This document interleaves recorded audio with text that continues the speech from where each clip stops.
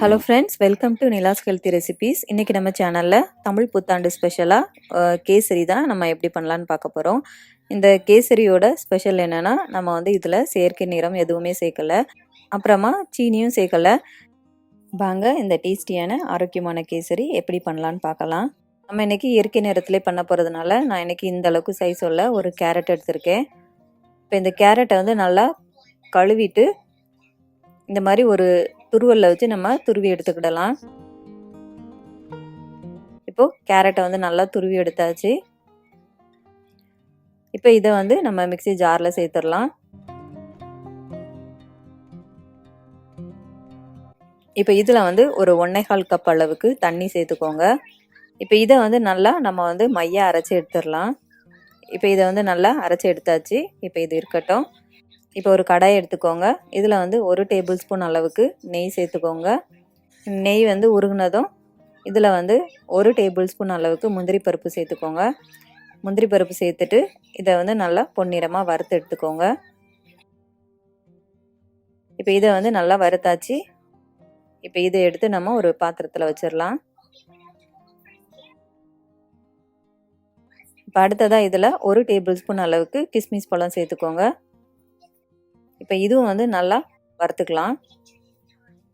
இப்போ இதையும் வறுத்தாச்சு. இப்போ இதையும் எடுத்து ஒரு பாத்திரத்தில் தனியாக வச்சுருங்க.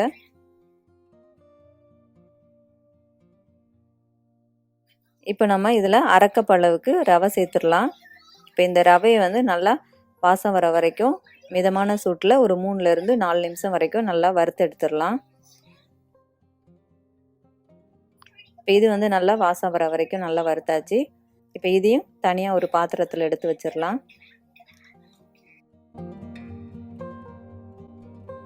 இப்போ அதே கடாயில் நம்ம அரைச்சி வச்சிருக்கிற கேரட் தண்ணியை சேர்த்துடலாம். இது கூட ஒரு 1/2 டீஸ்பூன் அளவுக்கு ஏலக்காய் தூள் சேர்த்துக்கோங்க. அப்புறம் ஒரு பிஞ்ச் அளவுக்கு உப்பு சேர்த்துடலாம். இப்போ இதை நல்லா கலந்து விட்டுருங்க. இப்போ இது நல்லா கொதிக்கட்டும். இப்போது கேரட் தண்ணி நல்லா கொதிக்க ஆரம்பிச்சிருச்சு.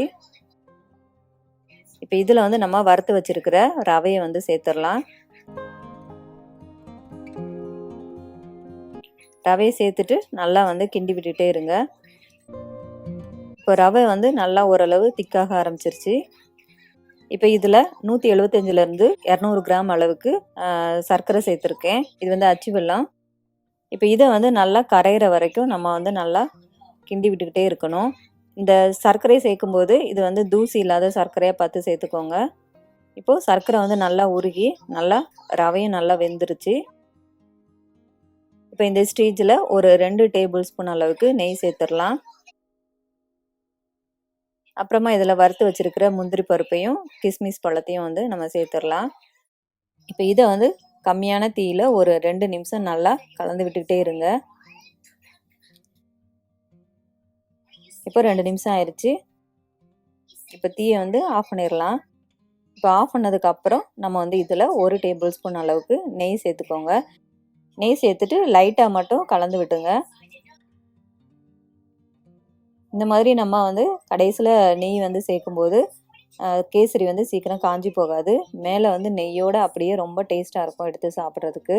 அவ்வளோதான் ஃப்ரெண்ட்ஸ், ரொம்ப ஆரோக்கியமான கேசரி ரொம்ப சூப்பராக ரெடி ஆயிடுச்சு. நீங்களும் உங்கள் வீட்டில் இதே மாதிரி செஞ்சு பாருங்கள். உங்களுக்கு இந்த வீடியோ பிடிச்சிருக்குன்னு நம்புகிறேன். உங்களுக்கு இந்த வீடியோ பிடிச்சிருந்துச்சுன்னா மறக்காமல் லைக் பண்ணுங்கள், கமெண்ட் பண்ணுங்கள், ஷேர் பண்ணுங்கள். முக்கியமாக மைதா இல்லாத சீனி இல்லாத ரெசிபீஸ் பார்க்கணுன்னா என்னோடய யூடியூப் சேனலை சப்ஸ்கிரைப் பண்ணிக்கோங்க. அப்புறமா என்னோடய ஃபேஸ்புக் பேஜையும் லைக் பண்ணி ஃபாலோ பண்ணிக்கோங்க.